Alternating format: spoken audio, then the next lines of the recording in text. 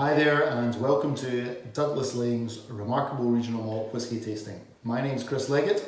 And I am Cara Laing. We're going to take you on a journey through 5 of Scotland's whisky regions. So before we kick things off, there's some simple housekeeping. There are a few things you might want to have in front of you.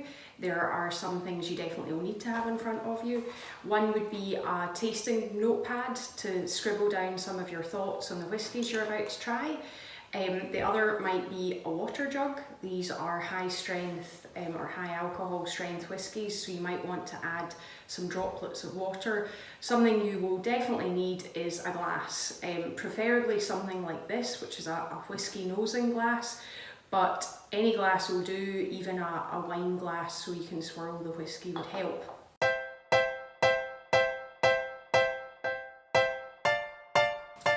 If you understand the regions, you'll know that there's 5. There's Lowlands, there's Highlands, we've got Speyside here, we've got Islands, and we've got Islay here. These are our 5 regions of Scotland.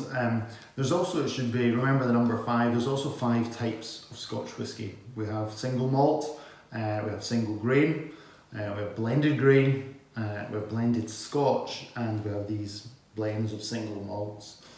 For us, these are the most fun, probably the most complex to make, and probably the most interesting for us as a business. Our business covers all regions of Scotland and all styles and types of whisky, but this is our core range. If I'm being commercial, this is where we spend the majority of our time and our focus.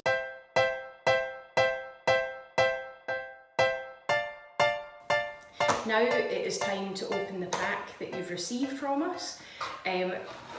We are kicking things off with our Epicurean Lowland malt. It is a marriage of single cask, single malts only from the Lowland region. The Lowlands are famed for being elegant, light, grassy styles of whiskies. Some names you might know would be Auchentoshan and Glenkinchie. They're 2 of the more renowned Lowland distilleries. We'd now encourage you to nose the whisky. The nice thing about this is everyone will get something slightly different, but for me there's a warm, sweet, nutty style, a bit of coconut and freshly cut grass in there as well. Worthwhile swirling the whisky in your glass to really open it up, then have a taste. This is the fun part.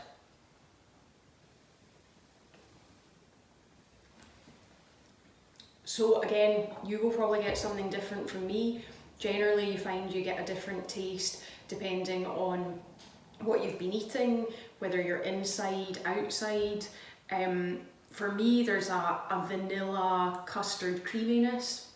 Again, some of that sweet, nutty character coming through. A bit of fruity, citrus apple style. We then talk about the finish, which is where you continue to taste the whisky thereafter. So that should be something that's quite different from what you get on the palate. So for me, there's a bit of a banana style coming through. There's still a bit of caramel lingering with some fudge and toffee and a creamy barley sweetness. Don't know if you're getting anything different? Yeah, there's very much that sweet barley that, as you just mentioned, the sort of herbal, slight green fruits. There's like green apples, there's some lime in there as well. This is, with all the range, they're all natural colour, they're all non-chill filtered, and this one's bottled at 46.2. We've got water earlier, so you know, drink it neat, drink it with a dash of water or a drop of water, whatever you want. I mean, the best thing about adding water to whiskey is if you add too much, you can always add a little bit more whiskey in. But if you're finding that there's a bit of burn there because it's at that higher strength than maybe you're normally used to, just add a little drop. And there's no right or wrong. It's all about personal reference. But I think, you know, with adding water, start small and carry on. And what that does is, if you can imagine a spring flower, it's add water, the flower is beginning to open up, and it's exactly what's happening with the whisky there. That water it's actually amplifying everything a little bit more. There's slightly more herbal notes. There's yeah, definitely more of that grassy green. It's a little bit more. But take your time with these whiskies. You know, you don't want to just get it down in one. Take your time, enjoy it. Actually, this video that we're doing for you is going to be quicker than, of course, we recommend. So again, you know, press the pause button. But I'm going to try this now that I've added water and see what the difference is. As Chris was saying, the Epicurean can be enjoyed neat, like you're trying it just now, with a drop of water, like Chris is. Some people enjoy it over ice. We have no issue with that. And actually with Epicurean, it's probably what we would regard as our most versatile malt. Versatile in the regard, it's the one we most regularly have it with apple juice. A good quality cloudy apple juice with Epicurean is phenomenal, particularly as we're approaching summertime. It's equally good with soda water or with a tonic. It's a really, for me, this is an archetypal, exactly what you would expect, Lowland style of whisky, and that's what helps make it so versatile, because it is very vibrant, very fresh. Think citrus fruits, apples, custard cream. It works incredibly well straight up, but also as a long drink. We heard yesterday that someone loves it with a lemon drizzle cake, so the perfect whisky for some home baking. But I think Epicurean, the nature of it, it's very light, it's very fresh, it's very easy. As we go on the journey through Scotland, we do not expect you to score them all 10 out of 10. Because what Cara might like fresh, I might not like. I might prefer something smoky, peaty or sherried or more bourbon in style. And that's exactly what we're doing. These are the ultimate distillation of the regions. So for us, to sort of summarise what Cara said about Epicurean, is this is the ultimate distillation of the Lowlands. So, you know, there's lots of choice in the Lowlands, but this is your sort of stereotypical Lowland malt in a bottle. And a perfect whisky to kick things off, because it is the lightest, the most elegant. Quite often Chris and I regard this as our breakfast whisky. It's a good one to start the day with, especially on a clean, fresh palate. You should really be getting all that vibrant, zesty character coming through. There'll be a little bit of tongue-in-cheek throughout this, this video. Great, well that sort of wraps up the Lowlands. I think, you know, if you want to press pause and clean your glass or you know, reflect in the notes that you've maybe taken in your book, now is the time to do it. Otherwise, we're going to crack on with the next whisky.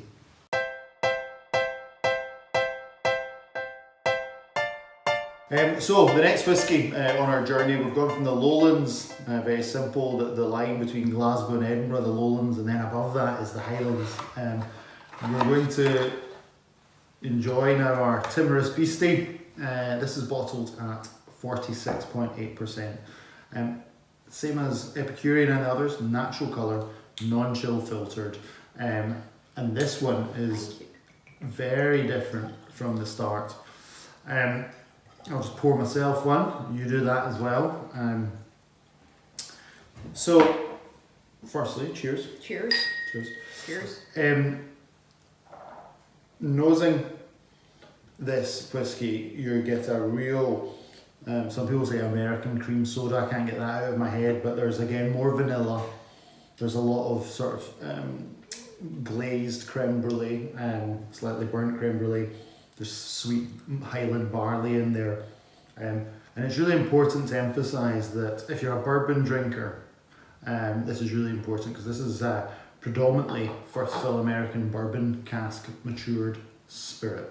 So what we're doing is buying spirit from the Highlands distilleries, a selection of them. We are maturing in predominantly first fill bourbon casks, and we're waiting. The whisky goes into our wood and it waits in our warehouse until we think it's ready. And then we create the recipe. It's the family secret recipe. Marry the casks together, and ultimately this is it. That's the quick version. But what you have here is something that's very atypical of the Highland region, I think. It's got a slightly more, you can even tell on the nose it's going to be slightly more oily. I've not tried it yet, so please.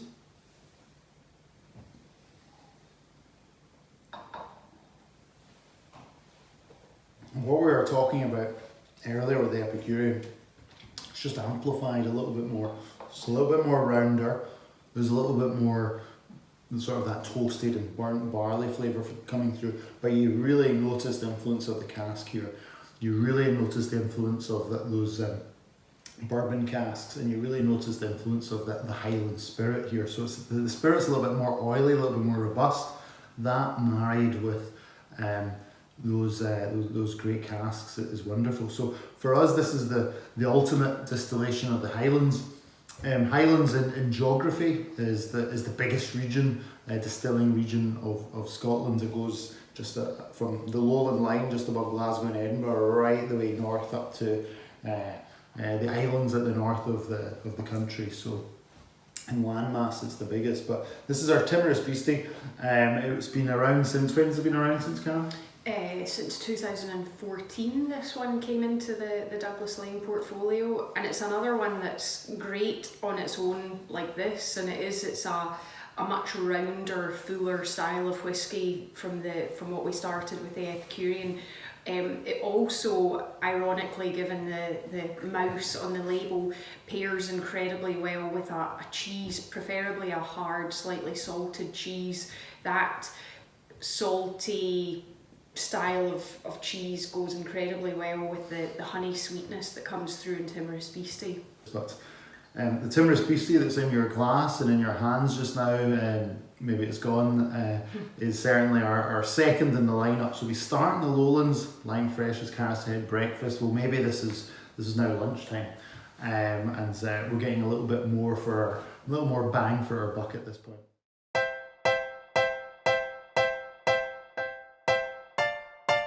So to date, the whiskies you've had have been predominantly matured in ex-American oak, hence that slightly vanilla sweetness that's been continually coming through. Now we move on to something really quite different. We move on to Speyside with Scallywag. Get you to open that for me, please. Surely. Speyside has the largest number of distilleries within that region, and it generally is known for sherried style of whiskies. By that we mean most of the single malt that is distilled in Speyside spends its life maturing in ex-sherry butts from Spain. As Chris said earlier, all our whiskies are natural colour. We don't add anything, we don't take anything away. So everything you see here is completely natural. Some of the bigger companies add caramel colouring to their whiskies because they are looking for consistency. Or smaller companies. Or other companies. Yeah, other companies. We prefer a natural approach. So all that lovely deep amber colour you see in the Scallywag bottle is because the spirit has been spent years extracting all the colour and all the goodness and all the character and complexity from the sherry casks or sherry butts that it's been maturing in. So this one is Scallywag at 46% strength. You will see on our packaging terms like no colouring, which I've just explained, and also no chill filtration. By that, again, I just mean we leave in all the goodness. Some companies choose to chill filter their whisky. We believe that by not chill filtering, we leave in all the good, chunky, wonderful character that the cask imparts. So Scallywag, again, I'd encourage you to nose it. It's really quite different from what you've been trying. For me, there's a bit of treacle toffee in there. There are red fruits, maybe some raspberries, some plums coming through, and a bit of spice there as well on the nose. Now to try it, cheers.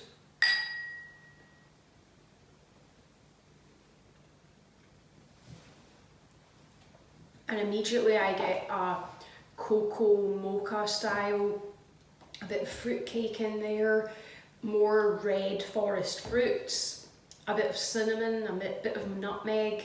It's really warming. This is a whiskey we actually, Chris and I regularly drink it with ginger ale and a squeeze of lime in a long drink, and it's great that way. I have to say it's also pretty phenomenal on a cold November, December night. This is very much my winter dram of choice. It's got that incredibly warming, spicy kick to it. The finish as well, it goes on and on, bringing back more of that allspice character, a bit of dark chocolate in there. Really, for me, this is a cracker. Helped, of course, by the very cute dog on the front, which was in fact our family dog. It is a wire-haired fox terrier, and for anyone that knows terriers, knows and loves terriers, they'll understand that they're feisty characters, full of life, full of energy, and that was very much what inspired the style of the Scallywag whisky and indeed its name. Scallywag's been around since 2013. So, you know, we've had it for 7 years, but in that 7 years, he has managed to get around about 65 countries globally. So, again, when we're talking to people, first of all, that like whiskey, you know, rum drinkers are really drawn to Scallywag. Likewise, Speyside drinkers, you know, so if you know someone that likes a Speyside malt, Scallywag being the epitome and the ultimate distillation of Scallywag, is a great alternative to potentially their usual dram. We've had numerous limited editions with Scallywag. Scallywag really sort of captures the imagination, and similarly with all these whiskies, you know, we've got serious liquid, as Cara's mentioned, about non-colouring, non-chill filtered, all the good stuff that you want nowadays. You know, whiskey's not your quote dad's drink anymore. It can be fun, it can be interesting. These labels are, you know, there's no tartan, there's no bagpipes, there's no haggis, there's no rivers. You know, it's very traditional and there's a real place for that. But you know, this is approachable, it's fun, it's light-hearted, but it's really serious liquid, and that's important. But we're starting to see a lot of limited editions come out with Scallywag, age statements. We've had a phenomenal 13-year-old that was 100% matured in first fill Oloroso and Pedro Jimenez cask, PX sherry casks, and that was just, you know, you kind of mentioned treacle earlier. It was dark fruit, it was rich, it was intense, and it was incredible. We've also got a 10-year-old that sits alongside this core range, and we've had some limited editions that have gone into Europe and the Far East. So Scallywag it's great fun. It was your old dog, so I mean, it was close to my heart. And actually, we should say in terms of the limited editions, we're shortly launching a Scallywag chocolate edition for World Chocolate Day in July. And that's primarily because this is very much one worth trying at home, particularly if you've got any leftover Easter eggs still kicking about. Scallywag pairs incredibly well with chocolate. Again, in the interests of bringing new consumers into the whiskey category, we don't believe in taking ourselves too seriously. We think people should experiment with whiskey, whether they choose to drink it straight up, but perhaps try it in a long serve, like with ginger ale. But equally, food pairings work incredibly well, and Scallywag with a bit of dark chocolate or milk chocolate, it's amazing how it just releases and intensifies that already apparent cocoa mocha character that comes through in the Scallywag whisky, and that's primarily as a result of years spent maturing in ex-sherry butts. Whiskey number 3. I hope you enjoyed it. We started at the Lowlands with Epicurean. We went up to the Highlands with Timorous Beastie, and then we went to the northeast with into Speyside with Scallywag. So that's our first 3. I hope your notepad's full and you've got a fresh glass for this next whiskey.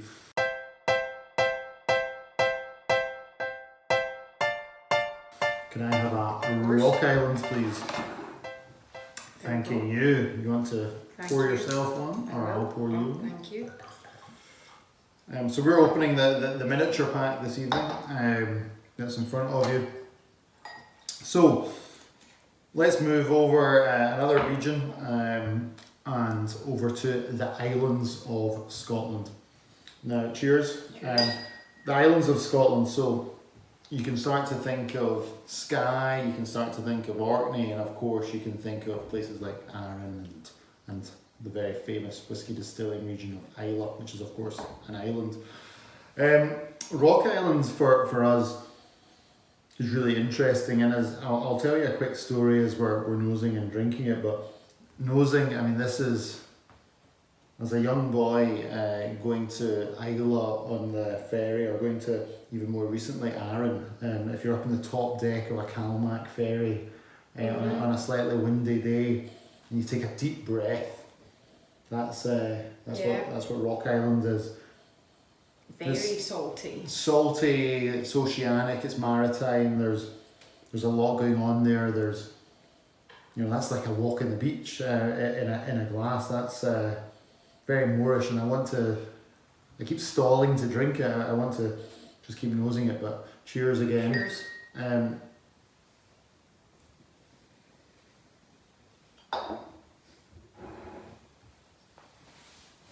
Expecting the palate more of that oceanic quality. There's light little puffs of peat that come through. There's some lemon zest. There's some salted caramel. There's back to that sort of sea air and freshness. That's wonderful. And for me, this is a real. It's very mature as a whiskey. Because of the influence of peat, which we've now brought in here. None of these are peated. This is lightly peated, and peat bringing the character of smoke and ash and fire to your whiskey. This is very gently bringing that in, married with some sweetness. It's very complex. Rock Island is bottled at 46.8%.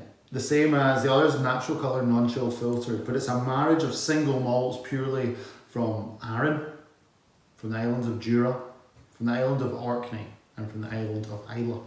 So when you've got that whiskey in your glass, you can start to pick up some of those single malts. You can pick up on Orkney, you can pick up some of that salty maritime that I spoke about earlier. On Arran, you can pick up some of that slightly sweet, orangey, lemon zesty. Jura, you always get the earthiness from Jura, and of course that peat will come from Islay. So if you can imagine marrying those single malts from those regions, very complex, that's Rock Island. So for us, the ultimate distillation of the islands, the taste of the islands, salty, maritime, slightly peated, and it's got loads of character. We know what also works well in longer drinks. So if you like a Bloody Mary, try a Bloody Joseph, which is replacing vodka for Rock Island. So you can imagine all that flavour in a long serve of a Bloody Joseph. I know it goes really well in America. Our importer there, they do a lot with that. But I should say at this point that Rock Island is so complex. It's so hard to make. We've both worked in the single malt industry as well. These are blended malts, and Rock Island is by far one of the hardest, if not the hardest, of the regional malts to make. As I say, if you're talking about bringing those four regions together, and they all bring something extra sweet, earthy, salty, smoky, it's difficult to always get it perfect, and it's a real challenge to produce. So if we were just working with the single malts, we could work to a recipe and go. These are small batch production, so we're genuinely hands-on, and quite often Rock Island is a tricky one just to perfect. We sometimes have to add a little bit more from Orkney to get maritime, or sometimes we're missing the sweet peat, so we have to dial up the Islay influence. So it's complex, but very rewarding, and that aftertaste just is going on and on and on. It is. It's the balance for me with Rock Island requires a lot of time and skill from our side. So as Chris was saying, we essentially bring together a number of single casks, single malts, in the case of Rock Island only from the islands, and thereafter it's for our master blender to ensure that each and every batch has that perfect balance, that there's salt but it's not overwhelmed by salt. There's a bit of sweetness, but it's not too sweet. There's a bit of the smoke, a bit of the earthiness, and it's a difficult one to juggle and get correct, but the end result for me is phenomenal, and it's a wonderful next step into the peat territory. Some people are terrified the minute you say the word smoke or peat with whiskey. These three have no peaty, smoky style to them. This is us dipping our toe in the water with a bit of smoke in there, but done in a very gentle style. For me, there's a lot of seaweed in there, as well as the maritime saltiness, but there's also a wonderful underlying sweetness there as well. And as you say, it's like a walk on Troon Beach. The really interesting thing for me with Rock Island, and I suppose it sums it up, Douglas Laing is a business. Our business has been going since 1948. Cara's grandfather set it up, and her father works there just now, chairman, and generation 3 just now. And what's fascinating, and I suppose Rock Island is a great example of this, is one of the unique things that we do. I mean, we're distillers, we're blenders, we're bottlers. Distilling is simple. We have a distillery in the Highlands with Strathayr. This is the blending, the blender's art, the blender's skill here, and bottling is obviously putting it all together and getting it out the door. But I think for Rock Island is a great example of what Douglas Laing as a company do. And one of the key things that I'm involved in and the business is involved in is the spirit sourcing. And you know, to be able to work with single malts from the regions that we've mentioned, never mind the distilleries that we're talking about with Rock Island, is really exciting. And we're very lucky to do it. It was the foresight of the founder, your grandfather, who through the late 40s, 50s and 60s set up these great filling contracts that, you know, some are still working today. And essentially what that means is we go to these distilleries, we buy an amount of spirit, and the second fun thing is we get to put it into our wood.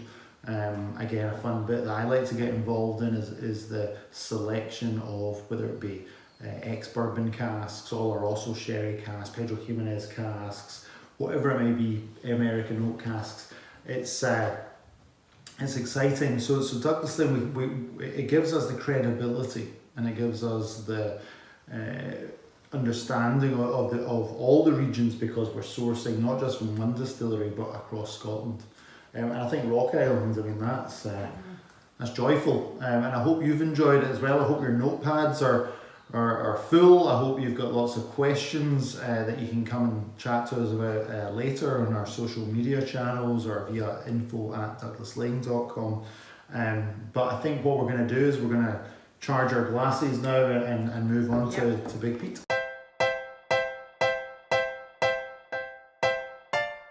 This is our final whisky, and we have saved the most powerful one for last.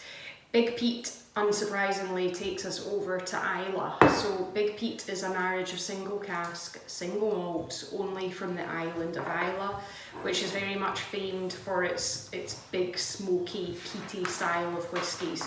There are a number of distilleries on Islay, and as Chris has touched on, we are fortunate that we have these filling programs whereby essentially we fill our whiskies at 0 hours of age, straight off the whisky still, put them into our own casks or barrels and mature them our way, and decide ultimately when we believe they're perfect and ready to be bottled. So Big Peat is a marriage of a number of different Islay whiskies. There are some names in there you would recognise for sure. Big Peat's bottled at 46% strength. As you can see, no colouring. It essentially looks like a white wine in there, and that's because there's really no sherry influence. This has only been matured in ex-American barrels. So, on the nose, and it's very different from where we've been so far. For me though, this is phenomenal. There's a real iodine, TCP, medicinal style there. A bit of streaky bacon too. And an earthy, smoky style coming through. As soon as Cara said streaky bacon, it was like, of course, yeah. The palate brings more of that streaky bacon with a touch of burnt toast in there as well. There's a buttery oiliness. Again, that will be because we don't chill filter this whisky. We leave in all the natural character that comes from the cask. There's a cured meat, bonfire, barbecue style. For me, this is phenomenal. For people who like Islay whiskies, which I very much do, this is the best of them. Essentially, it's Islay in a bottle, where we've taken a number of Islay distilleries whiskies, put them together, got again that perfect balance. So whilst it is, as the name suggests, big and peaty and phenolic with lots of barbecue and bonfire ash and chimney soot, there's also for me a wonderful sweet character there. There's a bit of burnt brown sugar and toasted barley in style. It's, for me, this is wonderful. Strangely, I get a dark fruit that just comes through, and it's like a blueberry, and obviously there's no sherry casks in there, but it's like that, you know, it's streaky bacon, there's something going, but there's a lot going on.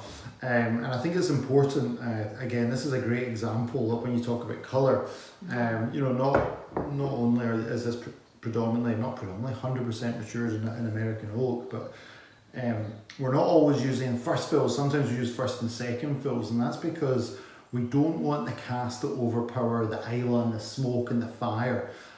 So actually, when we get this on the nose, and it's got all those flavours you talk about, then when you get it on the palate, yes, it's lots of peat and it's smoky, but it's quite moorish. You know, you want to go back to it. You want to enjoy this. I mean, Islay as a region, as an island, you know, you've got single malts there that are completely unpeated, and you've got single malts there that are the peatiest that there is in Scotland. So what we've tried to do, again, likewise with all of these regional malts and with Big Peat, is give you a bit of balance, give you a bit of a style and a flavour of Islay, give you Islay in a bottle essentially. And I think, you know, that's the challenge as a blender, and that's almost the exciting bit as being the blender. You know, trying to marry up what does Islay as a region and as an island look like in a bottle, and I think that's what we've done quite well there. There's a great balance to this whisky for me anyway.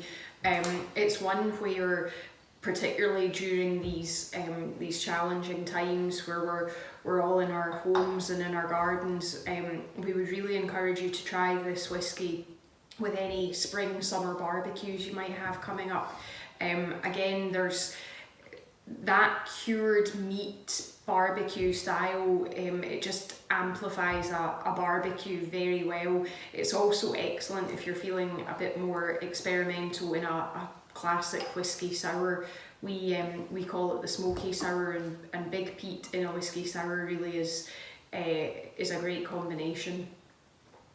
I've just added a little bit of water there just to see what happens, and it certainly calms the flames, calms the burn of Islay, but actually on the palate and the mouthfeel, it just amplifies it a little bit. So again, if you're experimenting with water and you're a little bit unsure, and maybe it's just a bit too much for you, add a little bit of water and see if some of those flavours open up, but at the same time soften. But we've had 5 whiskies, we've had 5 regions of Scotland. We've got the Epicurean from Lowlands, we've got Timorous Beastie from the Highlands, we've got Scallywag from Speyside, Rock Island from the Highlands, and Big Peat from Islay. As I like to say, breakfast, lunch, dinner, supper, bedtime, but in very simple terms. And jokes aside, you know, you're going from light and fresh, you're going from honey sweet because of that bourbon, you're going to sweet and fruity because of the involvement of sherry cask, you're going to salty maritime because of the quality of the single malts that we've pulled together, and you've got earth and fire and ash and bonfire with Big Peat. So you're really going through the flavour profile. So 5 regions, 5 very distinctly different Scotch whiskies, and the ultimate distillation of Scotland's whisky regions right here.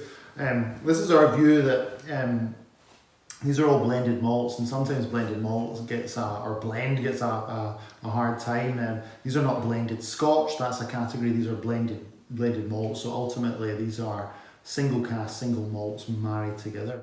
We really hope you've enjoyed these whiskies. As Chris said at the start, you won't give 10 out of 10 for each and every one, but we really hope there's been at least 1 or 2. 9.5 maybe. Yeah, probably.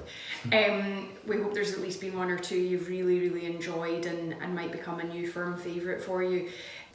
We hope you will get to know these whiskies better and follow us on social media. You can find us on Instagram at Remarkable Malts and on Facebook also. I hope you've enjoyed your tour around Scotland. I hope you've enjoyed the whiskies. You're not going to love them all, but we hope you have loved them all. That's the fun of Scotch whisky. Challenging times, there's light at the end of the tunnel.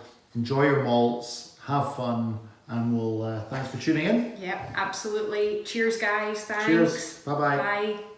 Bye.